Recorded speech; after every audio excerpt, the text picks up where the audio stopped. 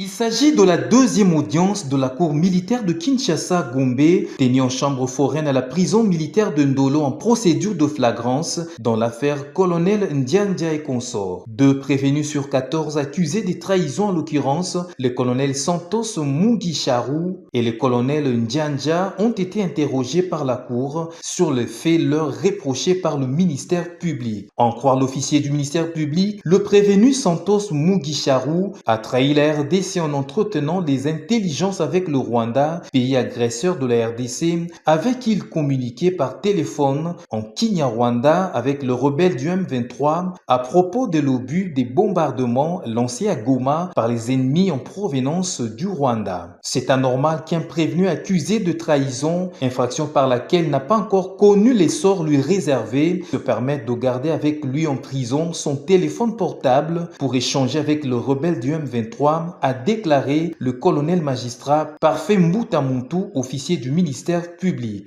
Le prévenu Santos Mugisharu a donc foulé aux pieds l'ultimatum donné par les autorités de la prison centrale de Makala, lesquelles avaient interdit à tous les détenus possédant des téléphones portables de les garder dans la cellule, a renchéri l'organe poursuivant qui a souligné que la carte SIM qu'utilisait le prévenu porte le préfixe de 250 attribué au Rwanda. Réagissant aux propos de l'organe poursuivant, le prévenu Santos Mugisharu est passé aux aveux, reconnaissant avoir eu des échanges téléphoniques le 29 janvier 2025 à partir de sa cellule. Cependant, il a précisé qu'il a plutôt échangé avec les membres de sa famille exilés des guerres au Kenya, Ouganda, Burundi et Rwanda et non avec les rebelles du M23, a-t-il dit. Ces moyens de défense ont été soutenus par ses avocats conseils qui ont soutenu que parler en Kinyarwanda ou encore posséder un numéro téléphonique du Rwanda ne constitue pas une infraction commise par leurs clients. Au cours de cette audience, la cour militaire de Kinshasa-Gombe, présidée par le colonel magistrat Jean-Robert Kilensele Mouké, a entendu en qualité de renseignant le gouverneur général de la prison centrale de Makala, le commandant général, le maire de pavillon des cellules carcérales qui ont tous déposé à charge, c'est-à-dire contre le prévenu Santos Mugisharu. Sur demande du ministère public, la cour a renvoyé la cause à lundi 11 février afin de lui permettre de présenter tous les moyens de preuve démontrant la culpabilité de l'accusé.